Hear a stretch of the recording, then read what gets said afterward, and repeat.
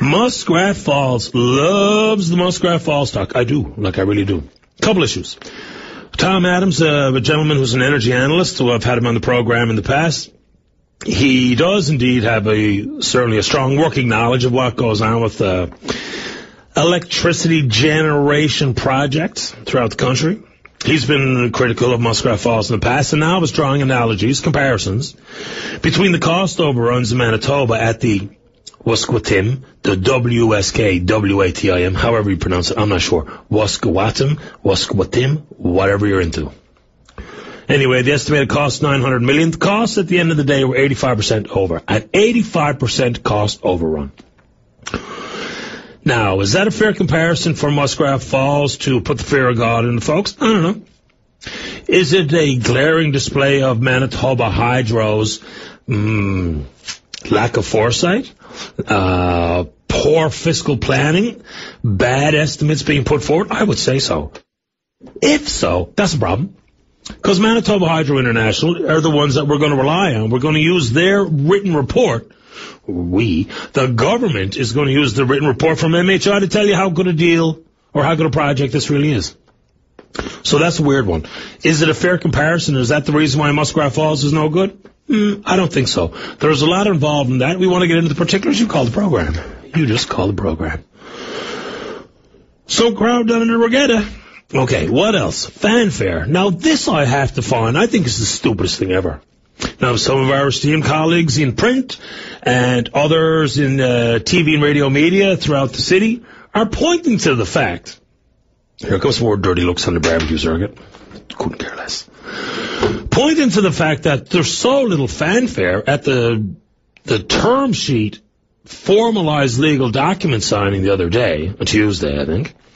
The lack of fanfare means, everyone's afraid of Muskrat Falls now. They don't believe in the project, and this is just the classic. This is the stuff that is enough to drive you.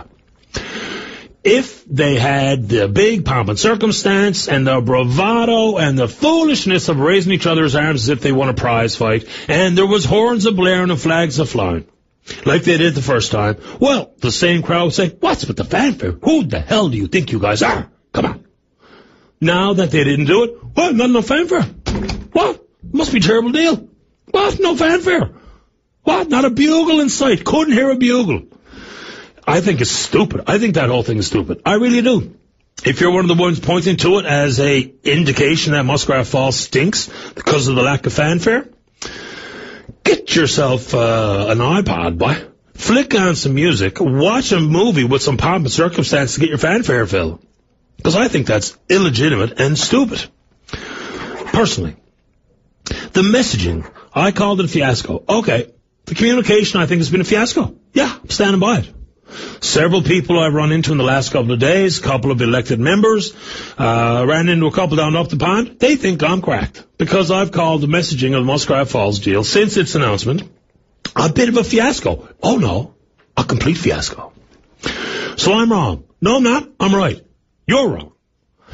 When you change tunes and change horses mid-race, it gives everyone the stinking perception that there's something wrong. So when and if that's the case, and when and if this is the opportunity for public support, public understanding, public confidence, when you change horses several times, my son, you wouldn't have made it through the steeplechase with the amount of horses changed in this race, then I will call it a fiasco. I think I'm right. What the deal is for is now up to who you ask. Is it for Shag Quebec? Is it for power needs on the island? Is it for the mines in Labrador? Is it for access to Atlantic Canadian and New England markets? I don't know. The right answer is this for all of it. Because we're not going to build something 824 megawatts and divvy it up in parcels of 25 megawatts and isolate them for purchase or for sale for one particular entity. Once again, those who are hanging the hat on, they've changed messages, so it makes it a stinky deal. That's a bit dumb. And for the fact that I am wrong to call it a fiasco because you changed the message so many times, I don't think so, bye. You need public support, and it's hard to get when we can't keep up with the reasons offered. Right? What do you think? Give us a go. Also, there's a problem. Muskrat Falls, there's a problem, boy. Some of the messaging, the communications offered, God, I'm dry as a bone, Mountain Dew, look out, hold on. We're back. So there's a problem. Okay, so the announced thing the other day, my only issue was not with fanfare, the number of flags, how many lights, how many people, how many hands. I couldn't care less. It's the money, man. To me, it's the only issue, is the money. $6.2 billion. It ain't $6.2 billion anymore. Now, certainly those of you who write on comment sections on the news site said it's $20 billion. You're a nuisance. Right? But it ain't 6.2. That we know that much for sure. So what about the money?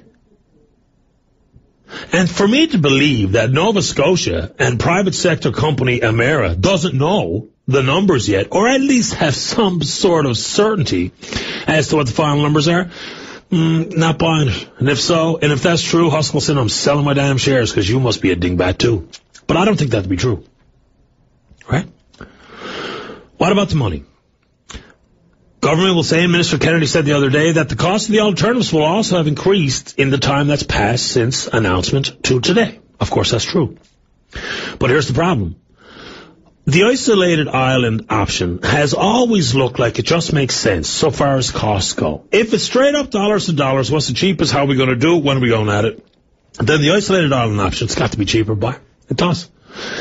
If Muskrat Falls and the plan so far as connectivity with 500 megawatt cable to the mainland, blah, blah, blah, if that's all the best option, I don't know. Especially if we're just saying dollar for dollar, straight up comparison. So we got a problem. If that $2.2 billion advantage for the Muskrat Falls development gets to within $1 billion or whatever, when the alternatives are explored and the reports are released, as they've committed to, you know, natural gas, whether it be White Rose production, purchase of LNG, blah, blah, blah, you know the deal. Then there's a huge problem.